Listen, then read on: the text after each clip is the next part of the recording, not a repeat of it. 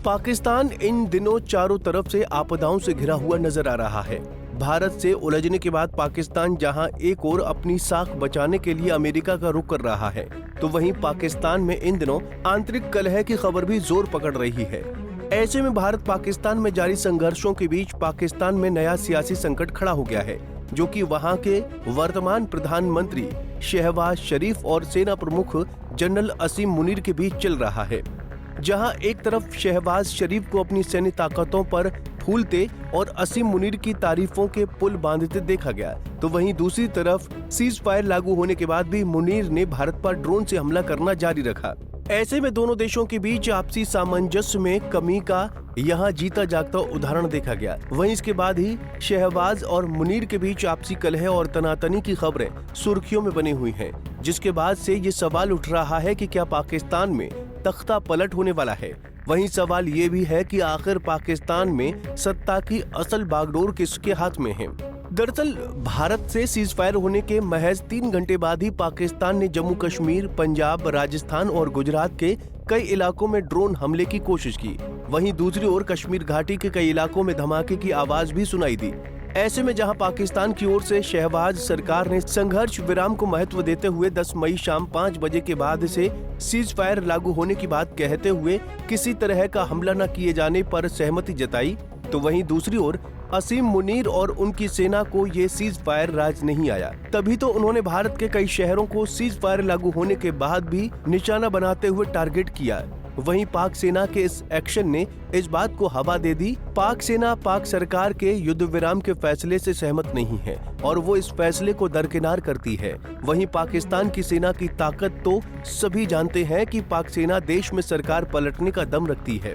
अब आपके मन में ये सवाल जरूर आ रहा होगा कि कैसे, तो आपको बता दें, पाकिस्तान में हुकूमत किसके हाथ में है।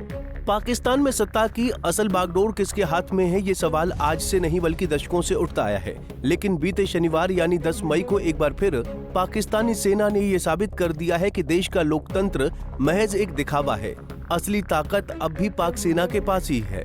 प्रधानमंत्री शहबाज शरीफ और उनकी सरकार केवल नाम के शासक हैं।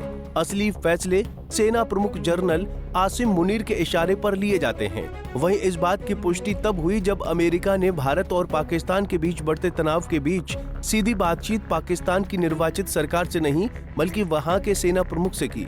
अमेरिका का ये कदम भी सिर्फ एक औपचारिकता नहीं थी बल्कि एक संकेत था, जहां अमेरिकी विदेश मंत्री मार्को रूबियो ने पाकिस्तानी विदेश मंत्री से बात करने की बजाय सीधे जनरल मुनीर को फोन किया। इससे ये स्पष्ट हो गया कि वॉशिंगटन को भी अच्छी तरह से पता है कि इस वक्त इस्लामाबाद में असली शख्स कौन है जो फैसले ले रहा है।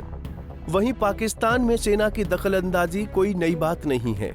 अतीत में भी जनरल अयूब खान, जनरल जियाउल हक और जनरल परवेज मुशर्रफ जैसे सैन्य नेताओं ने सत्ता पर सीधा कब्जा किया था। लेकिन आज का दौर कहीं ज्यादा खतरनाक है, क्योंकि आज की सत्ता छाया में चल रही है, बिना आधिकारिक जिम्मेदारी के, बिना जवाबदेही के। गौरतलब है कि भारत के विदेश मंत्री एस जयशंकर से भी अमेरिकी विदेश मंत्री रूबियो ने बात की, लेकिन भारत ने उन्हें ऐसा कोई संकेत नहीं दिया कि सरकार के ऊपर कोई और ताकत है, जिससे ये बात तो साबित होती है कि पाकिस्तान में लोकतंत्र एक मुखौटा है और सेना ही नीति निर्धारण का केंद्र है। वहीं अब बात अगर मुनीर की बढ़ती ताकत की जाए तो मुनीर की बढ़ती ताकत और शरीफ की कमजोरी। जनरल आसिम मुनीर का कद इस समय पाकिस्तान में सबसे ऊंचा है। वो न केवल सेना प्रमुख हैं बल्कि खुफिया एजेंसियों, विदेश नीति और आंतरिक सुरक्षा मामलों में भी अंतिम निर्णय उन्हीं का होता है। पिछले कुछ महीनों में उन्होंने अपने फैसलों से स्पष्ट कर दिया कि प्रधानमंत्री शरीफ महज औपचारिक चेहरा हैं, चाहे वो तालिबान से बातचीत का मामला हो या भारत को लेकर रुख तय करने का। हर जगह मुनीर की मुहर नजर आती है।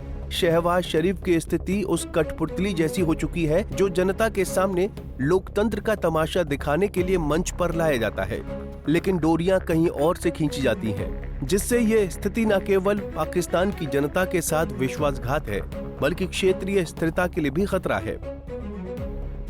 ऐसे में पाकिस्तान की मौजूदा स्थिति एक बार फिर एक गहरी चिंता का विषय बनकर उभर रही है।